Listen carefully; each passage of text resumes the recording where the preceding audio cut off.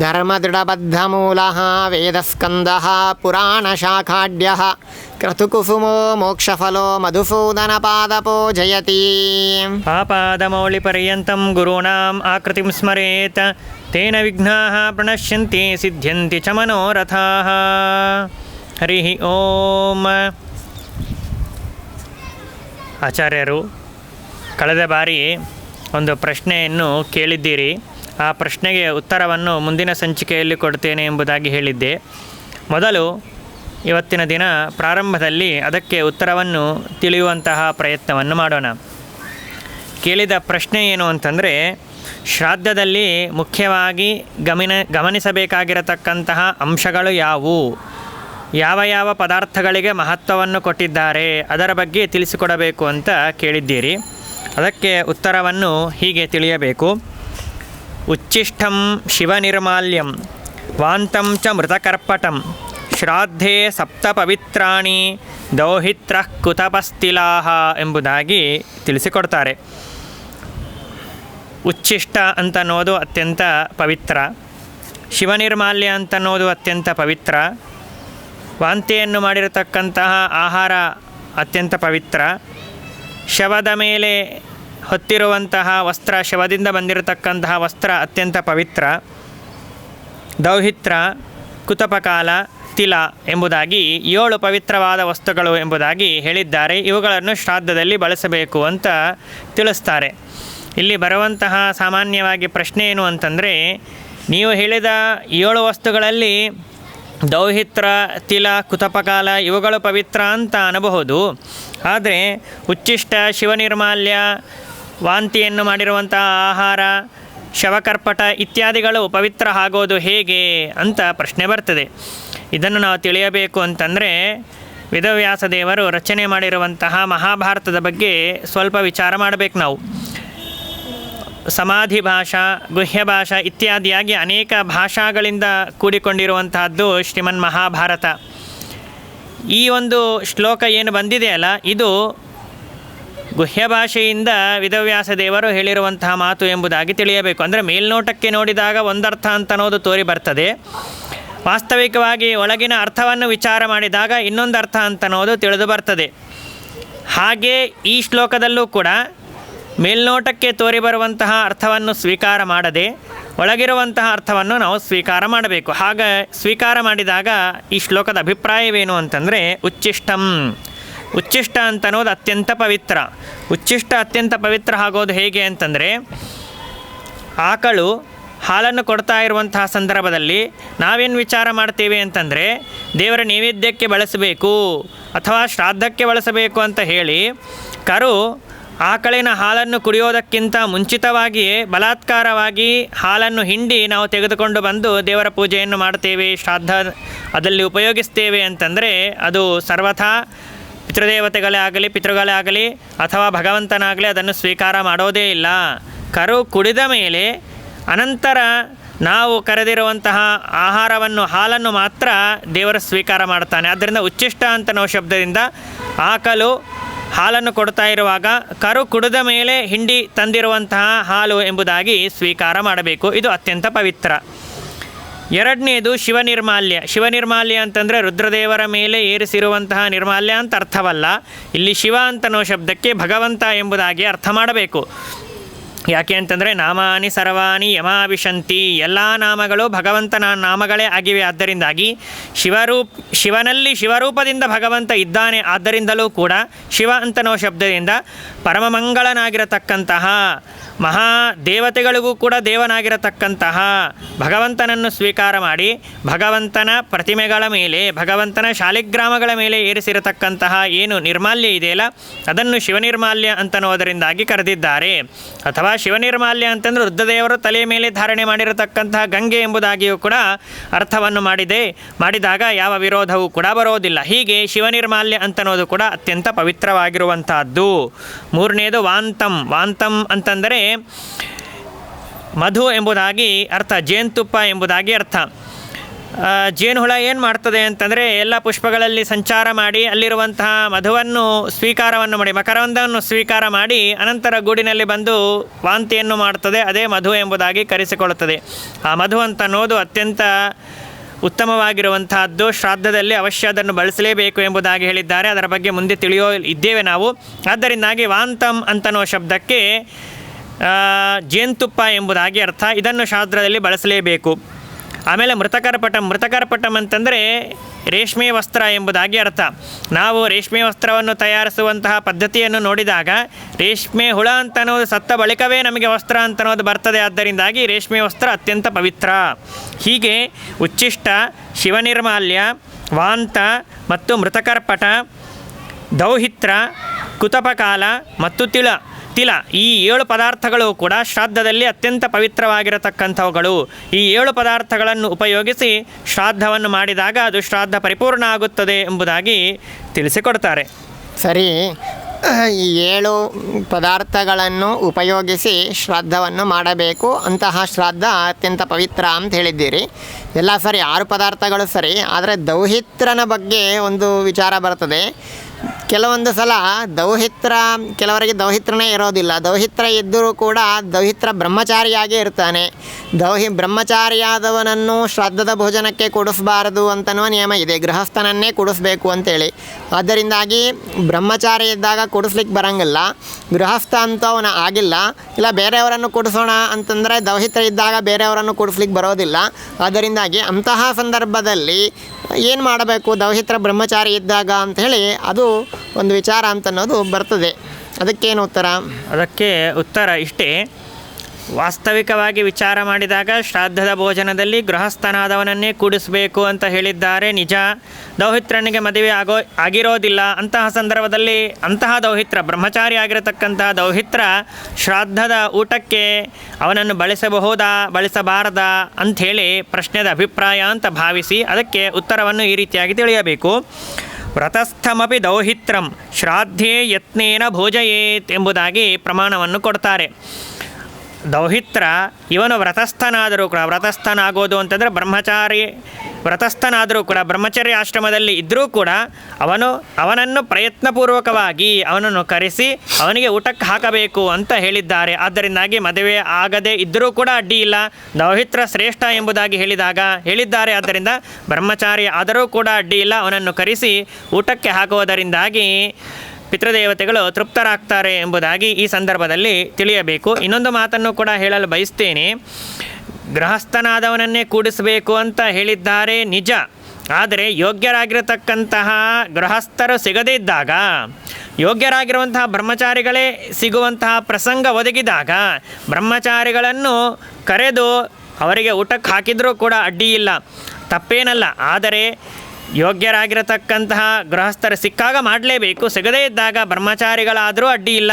ಅವರು ಯೋಗ್ಯರಾಗಿದ್ದರು, ವೇದಶಾಸ್ತ್ರಗಳನ್ನು ಅಧ್ಯಯನ ಮಾಡ್ತಾ ಇದ್ದರು, ಅಧ್ಯಯನ ಮಾಡಿದವರಾಗಿದ್ದರು ಅಂತಂದರೆ ಅವಶ್ಯವಾಗಿ ಅವರನ್ನು ಕರೆದು ಊಟಕ್ಕೆ ಹಾಕುವುದರಿಂದಲೂ ಕೂಡ ಪಿತೃದೇವತೆಗಳಿಗೆ ತೃಪ್ತಿ ಅಂತನ್ನೋದು ಉಂಟಾಗ್ತದೆ ಎಂಬುದಾಗಿ ತಿಳಿಯಬೇಕು. ಸರಿ, ಆಯಿತು. ಬ್ರಹ್ಮಚಾರಿ ಆದರೂ ಕೂಡ ದೌಹಿತ್ರನನ್ನು ಕೂಡಿಸ್ಬೇಕು, ತಪ್ಪಿಲ್ಲ ಅಂತೇಳಿ ಹೇಳಿದ್ದೀರಿ. ಆದರೆ ಹಿಂದೆ ಒಂದು ಮಾತನ್ನು ನೀವು ಹೇಳಿದ್ರಿ, ಕುತಪಕಾಲದಲ್ಲಿ ಶ್ರಾದ್ದವನ್ನು ಮಾಡಬೇಕು ಅಂತ ಹೇಳಿ. ಕುತಪಕಾಲದಲ್ಲಿ ಶ್ರಾದ್ದವನ್ನು ಪ್ರಾರಂಭ ಮಾಡಿ ಮುಗಿಸೋದಾಗಿದ್ದರೂ ಕೂಡ 3:15, 3:30 ಒಳಗೆ ಯಜಮಾನನ ಊಟ, ಬ್ರಾಹ್ಮಣರ ಊಟ, ಯಜಮಾನರ ಊಟ ಎಲ್ಲರ ಭೋಜನವೂ ಕೂಡ ಮುಗಿಯಬೇಕು ಅಂತೇಳಿ ಹೇಳಿದ್ದೀರಿ. ಹೀಗೆಲ್ಲ ಮುಗಿಯಬೇಕು ಅಂತಂದರೆ ಎಲ್ಲ ಯಜಮಾನನೇ ಅಲ್ಲಿ ಜವಾಬ್ದಾರಿ ತಗೋಬೇಕು. ಹಾಗಾಗಿ ಯಜಮಾನ ಹೆಂಡತಿ ಮಕ್ಕಳ ಮೇಲೆ ಅಥವಾ ಸಿಬ್ಬಂದಿ ವರ್ಗ ಯಾರ್ಯಾರಿದ್ದಾರೋ ಅಡುಗೆಯವರು ಅವ್ರ ಮೇಲೆ ಸ್ವಲ್ಪ ಬಿಸಿಯಾಗಿ ಜೋರಾಗಿ ಮಾತಾಡದ ಅಂತಂದರೆ, ಸ್ವಲ್ಪ ಸಿಟ್ಟು ಮಾಡದ ಅಂತಂದರೆ ಕೆಲಸಗಳು ಬೇಗ ಆಗ್ತವೆ. ಅದರಿಂದಾಗಿ ಅವನು ಸ್ವಲ್ಪ ಸಿಟ್ಟು ಮಾಡಬೇಕು.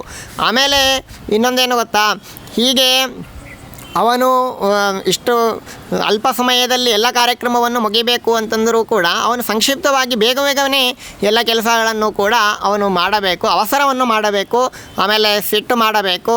ಹೀಗೆ ಮಾಡಿದಾಗಲೇ ಎಲ್ಲ ಆಗ್ತದೆ. ಆದ್ದರಿಂದಾಗಿ ಅವೆಲ್ಲ ಮಾಡಬಹುದಾ ಇಲ್ವಾ ಅಂಥೇಳಿ ವಿಚಾರ ಒಂದು ತಿಳಿಯಬೇಕು. ಯಾವುದೇ ಒಂದು ಕೆಲಸವನ್ನು ನಾವು ಮಾಡಬೇಕು ಅಂತಂದಾಗಲೂ ಕೂಡ ಪೂರ್ವ ಸಿದ್ಧತೆ ಅಂತನ್ನೋದು ಬಹಳ ಮುಖ್ಯವಾಗಿರುವಂತಹದ್ದು.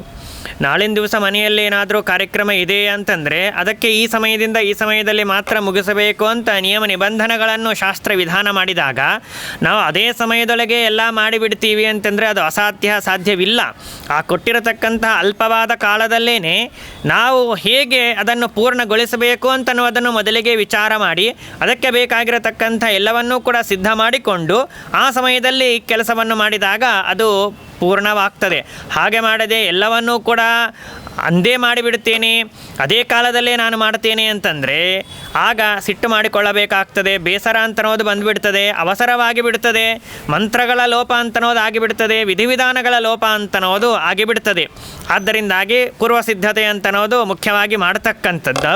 ಪೂರ್ವಸಿದ್ಧತೆಯನ್ನು ಮಾಡಿಕೊಂಡ ಮೇಲೆಯೂ ಕೂಡ ಅನೇಕ ಸಂದರ್ಭಗಳಲ್ಲಿ ಸಿಟ್ಟಂತನೋದು ಬರ್ತದೆ, ಅವಸರ ಅಂತನೋದಾಗ್ತದೆ. ಅಂತಹ ಸಂದರ್ಭದಲ್ಲಿ ಏನು ಮಾಡಬೇಕು ಅಂತಂದರೆ ಶ್ರಾದ್ದದಲ್ಲಿ ಮುಖ್ಯವಾಗಿ ಗಮನಿಸಬೇಕಾಗಿರತಕ್ಕಂತಹ 3 ಅಂಶಗಳನ್ನು ನಮಗೆ ಧರ್ಮಶಾಸ್ತ್ರ ಅತ್ಯಂತ ಸೂಕ್ಷ್ಮವಾಗಿ ತಿಳಿಸಿಕೊಡ್ತದೆ. 3 ಚಾತ್ರ ಪ್ರಶಂಸಂತಿ ಶೌಚಮಕ್ರೋಧ ಮತ್ವರ ಎಂಬುದಾಗಿ ಸ್ಮೃತಿ ಕೌಸ್ತುಭ ಎಂಬ ಗ್ರಂಥದಲ್ಲಿ ಹೇಳಿದ್ದಾರೆ. ಶ್ರಾದ್ದದಲ್ಲಿ 3 ಅತ್ಯಂತ ಸೂಕ್ಷ್ಮವಾಗಿರತಕ್ಕಂಥ ರೀತಿಯಲ್ಲಿ ನಮಗೆ ಶಾಸ್ತ್ರ ತಿಳಿಸಿಕೊಟ್ಟಿದೆ. 3 ಯಾವುದು ಅಂತಂದರೆ, 1 ಶೌಚ, 2ನೇದು ಅಕ್ರೋಧ, 3ನೇದು ಬಂದು ಅತ್ವರ ಎಂಬುದಾಗಿ ಹೇಳ್ತಾರೆ. ಶೌಚ ಅಂತಂದರೆ ಶುದ್ಧನಾಗಿರಬೇಕು. ಸರಿಯಾಗಿ ಶೌಚಾಚಾರವನ್ನು ಸರಿಯಾಗಿ ಆಚರಣೆ ಮಾಡದೆ ಕೆಲವು ಜನ ಸ್ನಾನ ಮಾಡಿರ್ತಾರೆ, ಪಂಚ ತೊಯ್ದಿರೋದೇ ಇಲ್ಲ. ಕೆಲವು ಜನ ಸ್ನಾನ ಮಾಡಿರ್ತಾರೆ, ಮೈಯೇ ಸರಿಯಾಗಿ ತೊಯ್ದಿರೋದಿಲ್ಲ. ಹಾಗೆ ಸ್ನಾನವನ್ನು ಮಾಡಿ ಅಥವಾ ಶೌಚಾಚಾರವನ್ನು ಸರಿಯಾಗಿ ವಿಧಾನವನ್ನು ಮಾಡದೆ ಹೇಗೆ ಶಾಸ್ತ್ರದಲ್ಲಿ ಹೇಳಿದ್ದಾರೋ ಹಾಗೆ ಮಾಡದೆ ಬಂದು ನಾನು ಶ್ರಾದ್ದಕ್ಕೆ ಕೂಡ್ತೇನೆ ಅಂತಂದರೆ ಅದು ಯೋಗ್ಯವಾಗೋದಿಲ್ಲ ಎಂಬುದಾಗಿ ಹೇಳಿದ್ದಾರೆ. ಆದ್ದರಿಂದಾಗಿ ಶೌಚ ಅಂತನೋದು ಅತ್ಯಂತ ಮುಖ್ಯವಾಗಿರುವಂತಹದ್ದು. 2ನೇದು ಬಂದು ಎಂದಿಗೂ ಕೂಡ ಯಾವ ಸಮಯದಲ್ಲೂ ಕೂಡ ಸಿಟ್ಟು ಮಾಡಿಕೊಳ್ಳಲೇಬಾರದು. ಇದು ಮೊದಲನೇ ವಿಷಯ. ಆದರೆ ಶ್ರಾದ್ದವನ್ನು ಮಾಡ್ತಾ ಇರುವಂತಹ ಸಂದರ್ಭದಲ್ಲಿ ಮಾತ್ರ ಮನುಷ್ಯ ತಾನು ಗಮನದಲ್ಲಿಟ್ಟುಕೊಂಡು ಎಚ್ಚರಿಕೆ ಇಟ್ಟುಕೊಂಡು ಸರ್ವಥಾ ಸಿಟ್ಟಿಗೆ ಬರಬಾರ್ದು. ಒಂದು ವೇಳೆ ಅವನು ಸಿಟ್ಟಿಗೆ ಬಂದ ಅಂತಂದರೆ ಏನಾಗ್ತದೆ ಅಂತಂದರೆ ಅಲ್ಲಿ ದೇವತೆಗಳನ್ನು ಆವಾಹನ ಮಾಡಿರ್ತೀವಿ, ಪಿತೃದೇವತೆಗಳು ಬಂದಿರ್ತಾರೆ. ನಾವೆಲ್ಲ ಸಿಟ್ಟು ಮಾಡ್ಕೊಂಡಿವಿ ಅಂತಂದರೆ ಆ ದೇವತೆಗಳು ಬಂದವರು ಇವನು ಸಿಟ್ಟು ಮಾಡಿಕೊಳ್ತಾ ಇದ್ದಾನೆ, ಇವನ ಮನೆಯಲ್ಲಿ ವಾಸ ಮಾಡೋದು ನಾವು ಉಚಿತವಲ್ಲ ಅಂತ ಭಾವಿಸಿ ಅವರು ನಿರಾಶರಾಗಿ ಹೋಗಿಬಿಡುತ್ತಾರೆ. ಅದರಿಂದಾಗಿ ಸರ್ವಥಾ ಸಿಟ್ಟು ಮಾಡಿಕೊಳ್ಳಬಾರದು. ಸಿಟ್ಟು ಮಾಡಿಕೊಳ್ಳದೇ ಇದ್ದಂತೆ ಅದಕ್ಕೆ ಬೇಕಾಗಿರತಕ್ಕಂಥದ್ದೇನು ಅಂತನೋದು ಮೊದಲಿಗೆ ವಿಚಾರ ಮಾಡಿ ಅದನ್ನು ಮಾಡಿಕೊಳ್ಳಬೇಕೇ ಹೊರತು ಆ ಸಮಯದಲ್ಲಿ ಮಾತ್ರ ಸರ್ವಥಾ ಸಿಟ್ಟಿಗೆ ಬರಬಾರ್ದು. ಇನ್ನೊಂದು ವಿಚಾರ ಏನು ಅಂತಂದರೆ ಸರ್ವಥಾ ಅವಸರ ಮಾಡಬಾರ್ದು ಅಂಥೇಳಿ ಸಾಯಂಕಾಲ 4 ಆದರೂ ಚಿಂತೆ ಇಲ್ಲ, ಬ್ರಾಹ್ಮಣರನ್ನು ಕಾಯಿಸ್ತೀವಿ, ಊಟಕ್ಕೆ ಹಾಕ್ತೀವಿ ಅಂತಂದರೆ ಹಾಗೆಲ್ಲ ನಡೆಯೋದೇ ಇಲ್ಲ. ಅಂದರೆ ಆ ಸಮಯಕ್ಕೆ ಎಷ್ಟು ಸಮಯ ಬೇಕೋ ಅಷ್ಟು ಸಮಯವನ್ನು ಮುಂಚಿತವಾಗಿಯೇ ನಾವು ನಿಯಮದಲ್ಲಿ ಇಟ್ಟುಕೊಂಡು ಅದರ ಪ್ರಕಾರ ಆಚರಣೆ ಮಾಡಬೇಕು ಅಂತ ಅರ್ಥದಲ್ಲಿ ಅವಸರ ಮಾಡಬಾರದು ಎಂಬುದಾಗಿ ಹೇಳಿದ್ದಾರೆ. ಕೆಲವು ಜನ ಶ್ರಾದ್ದ ಮಾಡ್ತಾ ಇರುವಂತಹ ಸಂದರ್ಭದಲ್ಲಿ ಸಮಯ ಆಯಿತು, ಟೈಮ್ ಆಯಿತು, ಬೇಗನೆ ಮುಗಿಸ್ರಿ ಅಂತ ಅಂತಾರೆ. ಬೇಗ ಮುಗಿಸಬೇಕು, ನಿಜ ಬೇಗ ಮುಗಿಸಬೇಕು ಅಂತ ಹೇಳಿದ್ದಾರೆ ಅಂತ ಮಾತ್ರಕ್ಕೆ ಮಂತ್ರವನ್ನು ಹಾರಿಸಬೇಕು, ತಂತ್ರವನ್ನು ಹಾರಿಸಬೇಕು ಅಂತನ್ನುವ ಉದ್ದೇಶ ಅಲ್ಲ, ಅಭಿಪ್ರಾಯ ಅಲ್ಲ. ಆದ್ದರಿಂದಾಗಿ ಈ 3 ಕೂಡ ಎಚ್ಚರದಲ್ಲಿಟ್ಟುಕೊಂಡು ಇದನ್ನು ಪರಿಪಾಲನೆ ಮಾಡ್ತಾ ಶ್ರಾದ್ದವನ್ನು ಮಾಡಿದಾಗ ಮಾತ್ರ ಅಂತಹ ಶ್ರಾದ್ದವನ್ನು ದೇವತೆಗಳು ಪ್ರಶಂಸೆ ಮಾಡ್ತಾರೆ ಎಂಬುದಾಗಿ ತಿಳಿಸಿಕೊಟ್ಟಿದ್ದಾರೆ. ಆದ್ದರಿಂದಾಗಿ ಹೀಗೆ ವಿಚಾರ ಮಾಡಿ ಮಾಡತಕ್ಕದ್ದು. ಸರಿ, ಆಯಿತು.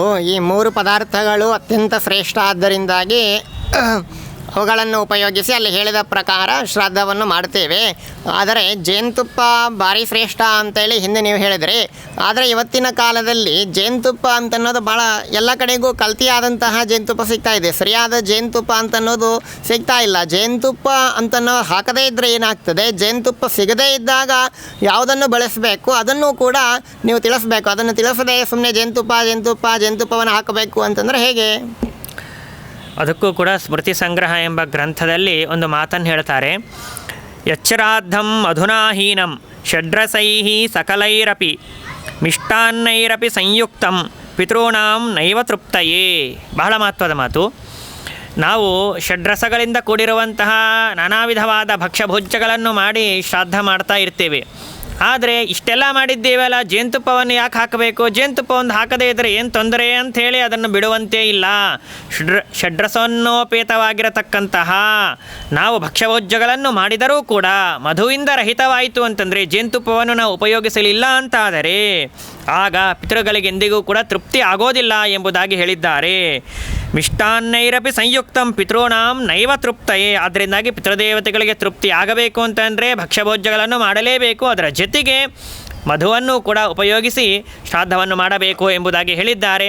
ಆದರೆ ಈ ಒಂದು ಕಾಲದಲ್ಲಿ ಕಲಿಯುಗ ಎಲ್ಲವೂ ಕೂಡ ಕಲ್ತಿಯಾಗಿ ಬಿಟ್ಟಿರ್ತದೆ. ಶುದ್ಧವಾಗಿರುವಂತಹ ಜೇನುತುಪ್ಪ ಅಂತನ್ನೋದು ಸಿಗೋದೇ ಇಲ್ಲ. ಅಂತಹ ಸಂದರ್ಭದಲ್ಲಿ ಅಶುದ್ಧವಾಗಿರುವಂತಹ ಜೇನುತುಪ್ಪವನ್ನು ತಂದು ಅದನ್ನು ಉಪಯೋಗಿಸಿ ಪಾಪ ಸಾಧನೆ ಮಾಡಿಕೊಳ್ಳುವುದಕ್ಕಿಂತ ಅದಕ್ಕೇನಾದರೂ ಪ್ರತಿನಿಧಿಯನ್ನು ಶಾಸ್ತ್ರದಲ್ಲಿ ವಿಧಾನ ಮಾಡಿದ್ದಾರಾ ಅಂತ ಪ್ರಶ್ನೆ ಬಂದರೆ ಅದಕ್ಕೂ ಕೂಡ ಸ್ಮೃತಿ ಮುಕ್ತಾವಲಿ ಅಂತನೋ ಗ್ರಂಥದಲ್ಲಿ ಉಪಾಯವನ್ನು ತಿಳಿಸಿಕೊಡ್ತಾರೆ. ಮಧ್ವಲಾಭೇಹಿ ನ ಶ್ರಾದ್ದಂ ತದಭಾವೇ ಪ್ರತಿಕ್ರಿಯಾ ಗುಡಾಜ್ಯ ಕುಶ ಸಂಯುಕ್ತಂ ತೀಯತೆ ಮಧುಮಂತ್ರತಃ. ಮಧುವನ್ನು ಬಡಿಸ್ತಾ ಇರುವಂತಹ ಸಂದರ್ಭದಲ್ಲಿ ಹೇಳಬೇಕಾಗಿರುವಂತಹ ಮಂತ್ರ ಮಧುವಾತ ಋತಾಯತೆ ಮಧುಕ್ಷರಂತಿ ಸಿಂಧವಃ ಅಂತನ್ನುವ ಮಂತ್ರ.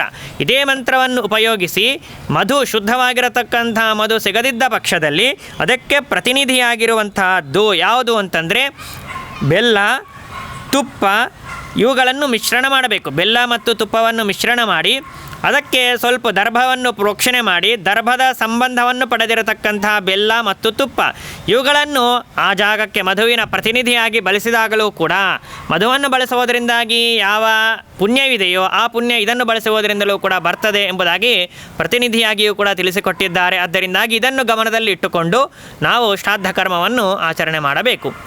ಸರಿ, ಆಯಿತು. ಶುದ್ಧವಾದ ಜೇನುತುಪ್ಪ ಸಿಕ್ಕಾಗ ಆ ಜೇನುತುಪ್ಪವನ್ನು ಸಮರ್ಪಣೆ ಮಾಡ್ತೀವಿ. ಇಲ್ಲದೇ ಇದ್ದರೆ ಮಧುವಿಗೆ ಪ್ರತಿನಿಧಿಯಾಗಿ ಬೆಲ್ಲ, ತುಪ್ಪ ಇತ್ಯಾದಿಗಳನ್ನು ಸಮರ್ಪಣೆ ಮಾಡ್ತೀವಿ. ಆದರೆ ವಸ್ತ್ರದಾನದ ವಿಷಯದಲ್ಲಿ ಒಂದು ಪ್ರಶ್ನೆ ಬರ್ತದೆ. ವಸ್ತ್ರವನ್ನು ಬ್ರಾಹ್ಮಣರಿಗೆ ಕೊಡಲೇಬೇಕು ಅಂತ ಈ ರೀತಿಯಾಗಿ ನಿಯಮ ಇದೆ. ಆದರೆ ವಸ್ತ್ರಗಳನ್ನು ತೊಯಿಸಬೇಕು ಮತ್ತು ಅದನ್ನ ಮೇಲೆ ಅದು ಮೈಲಿಗೆ ಆಗಬಾರ್ದು, ಅದನ್ನು ಒಣಗಿಸ್ಬೇಕು, ಮತ್ತು ಅದು ತಂದು ಮಳೆಗಾಲದಲ್ಲಿ ಮಳೆ ಬರ್ತಾ ಇರ್ತದೆ, ಹೀಗೆ ಅನಾನುಕೂಲ ಆಗ್ತದೆ. ಆದ್ದರಿಂದಾಗಿ ಕೆಲವೊಂದು ಸಲ ವಸ್ತ್ರದಾನವನ್ನು ಮಾಡಲಿಕ್ಕೆ ಆಗದೇ ಇದ್ದರೆ ಬಿಡಲೂಬಹುದಲ್ಲ. ಯಾಕೆ ವಸ್ತ್ರದಾನವನ್ನು ಕೊಡಲೇಬೇಕು ಅಂತ ಹೇಳಿ ನಿಯಮವನ್ನು ಹಾಕ್ತೀರಿ? ಅದೇ ರೀತಿಯಾಗಿ ತುಳಸಿಯನ್ನಷ್ಟೇ ಸಮರ್ಪಣೆ ಮಾಡಿದರೆ ಸಾಕ? ಪಿತೃಗಳಿಗೆ ಪುಷ್ಪಗಳನ್ನು ಸಮರ್ಪಣೆ ಮಾಡಬೇಕಾ ಅಂತನೋ ಇನ್ನೊಂದು ವಿಚಾರ. ಪುಷ್ಪಗಳನ್ನು ಸಮರ್ಪಣೆ ಮಾಡೋದಾಗಿದ್ದರೂ ಕೂಡ ನಾನಾ ತರಹದ ಬಣ್ಣದ ಪುಷ್ಪಗಳೆಲ್ಲವೂ ಕೂಡ ಬಜಾರ್ನಲ್ಲಿ ಸಿಗ್ತವೆ. ಆ ಎಲ್ಲ ಪುಷ್ಪಗಳನ್ನು ತಂದು ದೇವತೆಗಳಿಗೆ ಯಾವ ತರಹ ನಾವು ಗಣೇಶ ಪೂಜಾ, ಆಮೇಲೆ ವರಮಹಾಲಕ್ಷ್ಮಿ ಪೂಜಾ ಇತ್ಯಾದಿಗಳನ್ನು ಮಾಡ್ತೀವೋ ಹಾಗೆ ಪಿತೃಗಳಿಗೂ ಕೂಡ ಹಾಗೆ ಚೆನ್ನಾಗಿ ಅಲಂಕಾರವನ್ನು ಪುಷ್ಪಗಳಿಂದ ಮಾಡಬಹುದಲ್ಲ ಅಂತ ಈ ರೀತಿಯಾಗಿ ಅದೊಂದು ವಿಚಾರ ಅಂತನ್ನೋದು ನಮಗೆ ಬಂದಿದೆ. ಅದಕ್ಕೆ ಧರ್ಮಶಾಸ್ತ್ರದ ಸಮ್ಮತಿ ಇದೆಯೋ ಇಲ್ಲವೋ ಅಂತನೋ ಪ್ರಶ್ನೆ. ಬಹಳ ಉತ್ತಮವಾಗಿರುವಂತಹ ಪ್ರಶ್ನೆ. ಅನೇಕ ವಿಚಾರಗಳಿಂದ ಕೂಡಿರುವಂತಹದ್ದು. ಒಂದೊಂದಾಗಿ ಸಮಯಕ್ಕೆ ತಕ್ಕಂತೆ ತಿಳಿಯುವಂತಹ ಪ್ರಯತ್ನವನ್ನು ಮಾಡೋಣ. ಮೊದಲಿಗೆ ಬ್ರಾಹ್ಮಣರಿಗೆ ವಸ್ತ್ರದಾನವನ್ನು ಮಾಡಲೇಬೇಕೇ, ವಸ್ತ್ರದಾನವನ್ನು ಮಾಡದೇ ಇದ್ದರೆ ಏನಾಗತ್ತೆ ಎಂಬುದಾಗಿ ಪ್ರಶ್ನೆ ಬಂದಿದೆ. ಅದಕ್ಕೆ ಗೃಹ್ಯಸೂತ್ರದಲ್ಲಿ ಈ ರೀತಿಯಾಗಿ ಹೇಳಿದ್ದಾರೆ. ಏನು ಅಂತಂದರೆ ವಾಸಾಂಸಿ ವಾಸಸಿ ವಾಸೋ ಯೋನದದ್ಯಾನ್ ಮೃತೇಹನಿ ಪಿತರಸ್ತಸ್ಯ ತದ್ವರ್ಷಂ ನಗ್ನ ಏವ ನ ಸಂಶಯ ಎಂಬುದಾಗಿ ಹೇಳ್ತಾರೆ. ಬಂದಿರುವಂತಹ ಬ್ರಾಹ್ಮಣರಿಗೆ ರೇಷ್ಮೆ ವಸ್ತ್ರವನ್ನು ದಾನ ಮಾಡಲೇಬೇಕು, ನಿಜ. ಅದರ ಜೊತೆಯಲ್ಲಿ ಪಿಂಡ ಪ್ರದಾನ ಮಾಡ್ತಾ ಇರುವಂತಹ ಸಂದರ್ಭದಲ್ಲೂ ಕೂಡ ಪಿಂಡಗಳಿಗೆ ಹೊದ್ದುವುದಕ್ಕಾಗಿ ಒಂದು ವಸ್ತ್ರವನ್ನು ನಾವೆಲ್ಲರೂ ಕೂಡ ಇಡುವುದನ್ನು ನೋಡ್ತೇವೆ. ಆ ಪಿತೃದೇವತೆಗಳಿಗೂ ಕೂಡ ವಸ್ತ್ರದಾನವನ್ನು ಮಾಡಲೇಬೇಕು. ಮಾಡದಿದ್ದರೆ ಏನಾಗ್ತದೆ ಅಂತಂದರೆ ಪಿತರಸ್ತಸ್ಯ ತದ್ವರ್ಷಂ ನಗ್ನ ಏವ ನ ಸಂಶಯ.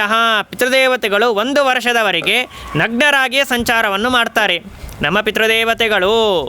ನಮ್ಮ ಪಿತೃಗಳಲ್ಲಿ ಅಂತರ್ಯಾಮಿಯಾಗಿರತಕ್ಕಂತಹ ಪಿತೃದೇವತೆಗಳು ಅವರು ನಗ್ನರಾಗಿ ಇರಬೇಕು. ವಸ್ತ್ರವಿಲ್ಲದೆ ಗಾಳಿ, ಚಳಿ, ಮಳೆ ಇತ್ಯಾದಿಗಳಿಂದಾಗಿ ಒದ್ದಾಡ್ತಾ ದುಃಖವನ್ನು ಪಡಬೇಕು ಅಂತನ್ನುವ ಇಚ್ಛೆ ಯಾರಿಗೂ ಕೂಡ ಇರೋದಿಲ್ಲ. ಅವರೆಲ್ಲ ಯಾವ ಲೋಕದಲ್ಲಿ ಇದ್ದರೂ ಯಾವ ಯೋನಿಯಲ್ಲಿದ್ದರೂ ಕೂಡ ಅವರು ಸುಖವಾಗಿರಬೇಕು ಎಂಬುದಾಗಿ ಎಲ್ಲರೂ ಅಪೇಕ್ಷಿಸ್ತಾರೆ. ಆದ್ದರಿಂದಾಗಿ ವಸ್ತ್ರದಾನವನ್ನು ಮಾಡೋದರಿಂದಾಗಿ ಅವರಿಗೂ ಕೂಡ ಅವರಿಗೆ ಯೋಗ್ಯವಾಗಿರತಕ್ಕಂಥ ವಸ್ತ್ರಗಳ ಪ್ರಾಪ್ತಿ ಅಂತನ್ನೋದಾಗ್ತದೆ. ವಸ್ತ್ರದಾನವನ್ನು ಮಾಡದೇ ಇದ್ದರೆ ಅವರು ನಗ್ನರಾಗಿ ಬಿಡುತ್ತಾರೆ ಅಂತನ್ನುವ ಪ್ರಮಾಣ ಇದ್ದದ್ದರಿಂದಾಗಿ ಅವಶ್ಯವಾಗಿ ಬ್ರಾಹ್ಮಣರಿಗೂ ವಸ್ತ್ರದಾನವನ್ನು ಮಾಡಲೇಬೇಕು.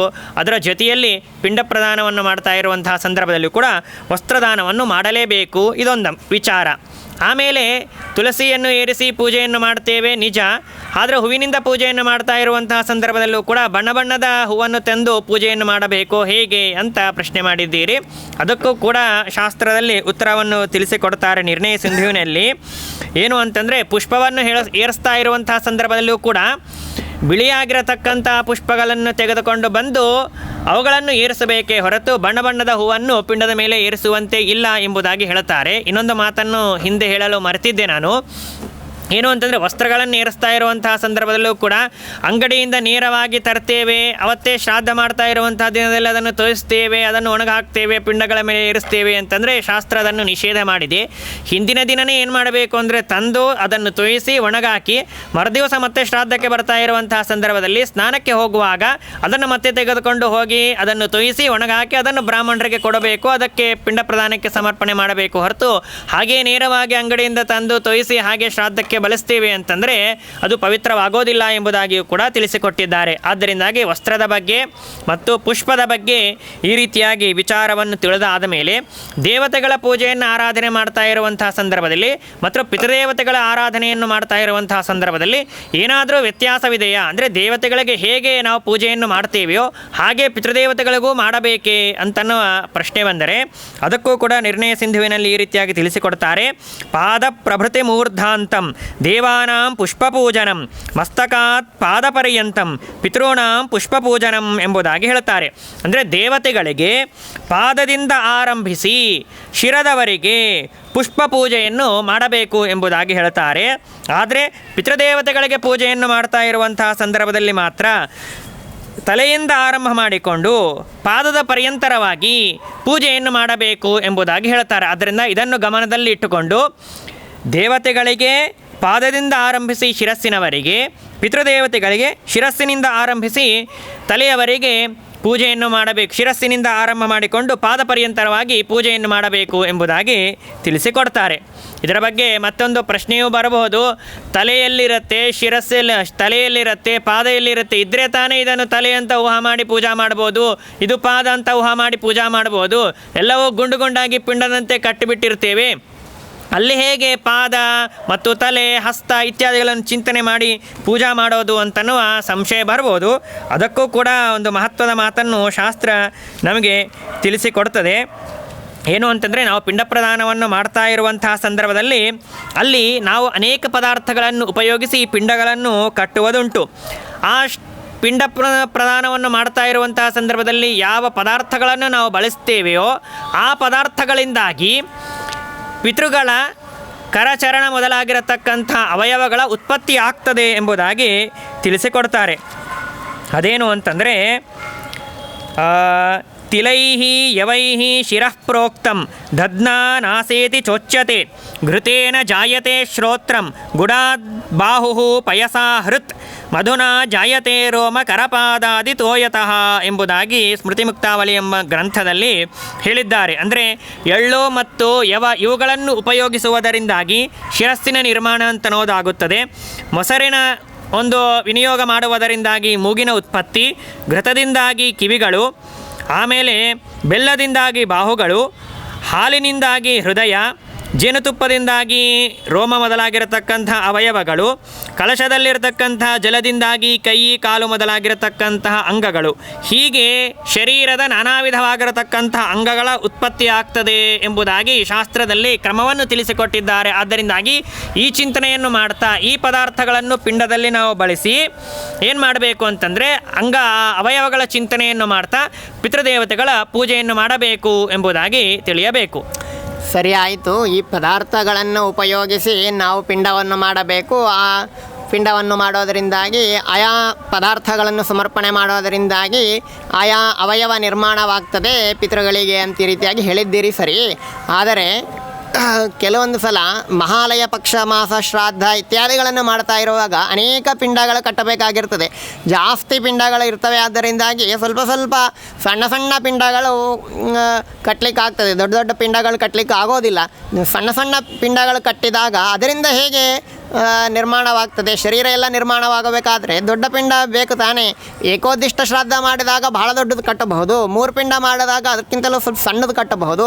ಹೀಗೆ ದೊಡ್ಡ ಅನೇಕ ಶ್ರಾದ್ದಗಳನ್ನು ಅಂದರೆ ಅನೇಕ ಜನರಿದ್ದಾಗ ಪಿಂಡ ಪ್ರದಾನ ಮಾಡ್ತಾ ಇರುವಾಗ ಸಣ್ಣ ಸಣ್ಣ ಪಿಂಡಗಳೇ ಮಾಡಲಿಕ್ಕಾಗ್ತದೆ. ಹಾಗಾಗಿ ಪಿಂಡಗಳಿಗೇನಾದರೂ ಒಂದು ಶಾಸ್ತ್ರ ಇದೆಯಾ, ಕ್ರಮ ಇದೆಯಾ? ಈ ಸೈಜ್ ಇರಬೇಕು, ಇಷ್ಟೇ ಇರಬೇಕು, ಇರಬಾರ್ದು, ಈ ಶೇಪ್ನಲ್ಲಿ ಇರಬೇಕು, ಈ ಶೇಪ್ನಲ್ಲಿ ಇರಬಾರ್ದು ಅಂತೇಳಿ ಅದೇನಾದರೂ ಮಾಹಿತಿ ನಿಮ್ಮ ಹತ್ರ ಉಂಟಾ ಅಂತ ಪ್ರಶ್ನೆ. ಅದಕ್ಕೂ ಕೂಡ ನಿರ್ಣಯ ಸಿಂಧುವಿನಲ್ಲಿ ಉತ್ತಮವಾಗಿರತಕ್ಕಂತಹ ಪ್ರಶ್ನೆಯನ್ನು ಉತ್ತಮವಾಗಿರತಕ್ಕಂತಹ ಉತ್ತರವನ್ನು ಕೊಟ್ಟಿದ್ದಾರೆ. ಏಕೋದ್ದಿಷ್ಟೇ ಸಪಿಂಡೇತು ಕಪಿತ್ಥಂ ತು ವಿಧೀಯತೆ ನಾರಿಕೇಳ ಪ್ರಮಾಣಂತು ಪ್ರತ್ಯಬ್ಧೆ ಮಾಸಿಕೆ ತಥಾ ತೀರ್ಥೇ ದರ್ಶೇ ಚ ಸಂಪ್ರಾಪ್ತೆ ಕುಕ್ಕುಟಾಂಡ ಪ್ರಮಾಣತಃ ಮಹಾಲಯೇ ಗಯಾಶ್ರಾದ್ಧೆ ಕುರ್ಯಾತ್ ಆಮಲಕೋಪಮಂ ಪ್ರೇತಪಿಂಡಸ್ತು ದೈರ್ಘ್ಯೇನ ದ್ವಾದಶಾಂಗುಲ ಉಚ್ಯತೆ ಎಂಬುದಾಗಿ ಹೇಳುತ್ತಾರೆ. ಅಂದರೆ ಏಕೋದ್ದಿಷ್ಟ ಸಪಿಂಡೀಕರಣಗಳಲ್ಲಿ ಕಪಿತ್ಥ ಫಲ ಅಂದರೆ ವುಡ್ ಆ್ಯಪಿಲ್ ಎಂಬುದಾಗಿ ಕರೀತಾರೆ. ಅದರ ಪ್ರಮಾಣವಿರುವಂತೆ ಪಿಂಡದ ಸೈಜ್ ಅಂತ ಅನ್ನೋದು ಇರಬೇಕು. ಸಾಂವತ್ಸರಿಕ ಶ್ರಾದ್ದವನ್ನು ಮಾಡ್ತಾ ಇರುವಂತಹ ಸಂದರ್ಭದಲ್ಲಿ ತೆಂಗಿನಕಾಯಿಯ ಗಾತ್ರ ಅಂತ ಅನ್ನೋದು ಇರಬೇಕು.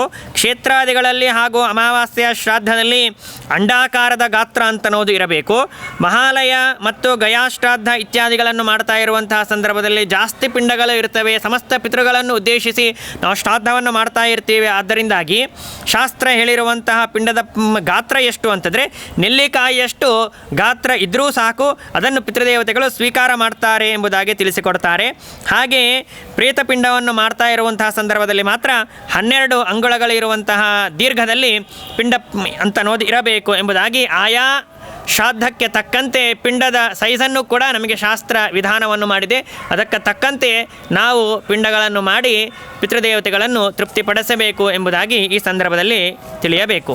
ಸರಿ, ಆಯಿತು. ಪಿಂಡ ಪ್ರದಾನವನ್ನು ಈ ಸೈಜ್ನಲ್ಲಿ ಮಾಡ್ತೀವಿ. ಆದರೆ ಬ್ರಾಹ್ಮಣರಿಗೆ ಊಟಕ್ಕೆ ಬಡಿಸ್ಬೇಕಲ್ಲ, ಊಟಕ್ಕೆ ಬಡಿಸ್ಬೇಕಾದಾಗ ಏನೇನು ಅಡುಗೆ ಮಾಡಿರ್ತೀವಿ ಆ ಎಲ್ಲ ಅಡುಗೆಯನ್ನು ನಮಗೆ ಯಾವ ಥರ ಇಚ್ಛಾ ಬರ್ತದೋ ಮನಸ್ಸಿಗೆ ಬಂದಂತೆ ಬಡಿಸ್ಬೋದಾ, ಅಥವಾ ಪ್ರತಿ ಒಂದು ಕಾರ್ಯಕ್ರಮ ಆದಾಗ ಫಂಕ್ಷನ್ಗಳಲ್ಲಿ ಯಾವ ತರಹ ನಾವು ಚಟ್ನಿ ಕೋಸಂಬರಿ ಈ ಥರ ಬಡಿಸ್ತೀವಿ ಆ ಥರ ಬಡಿಸ್ಬೇಕಾ, ಅಥವಾ ಏನಾದರೂ ಸ್ಪೆಷಲ್ ಆದ ನಿಯಮಗಳು ಬಡಿಸ್ಬೇಕಾದಾಗಿವೆಯಾ ಅಂತೇಳಿ ಅದು ಒಂದು ಪ್ರಶ್ನೆ ಬರ್ತದೆ. ಇದಕ್ಕೆ ಉತ್ತರವನ್ನು ನಾಳಿನ ದಿವಸ ತಿಳಿಯೋಣ.